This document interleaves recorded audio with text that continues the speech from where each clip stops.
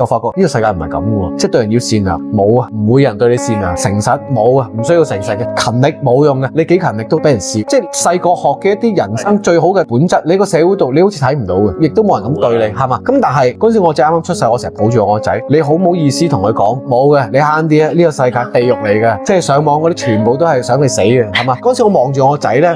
我就覺得唔得，即係如果呢個世界，我覺得呢啲價值觀原來冇呢，我做一次俾你睇，我就由嗰一刻開始情緒病開始好返隻。我決定咗，我信嗰種嘢，我就做出嚟。呢個世界冇人做，我做。我話俾你聽，勤力係有用嘅。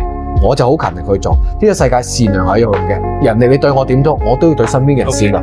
我希望我仔就係，第日呢個世界冇人做到啦，佢可以同我老豆係咁做嘅。即係然之後我就試一次啦。我老豆好勤力嘅，咁當然嗰陣時20幾歲啦，我唔知我做到40歲，究竟我人生我事業會點啦？咁 turn out 都幾好啊！即係我就係因為我仔令到我的起心肝，我要做一個我守護嗰種價值嘅人，我就做嗰種人咯。咁所以都係我仔救咗我。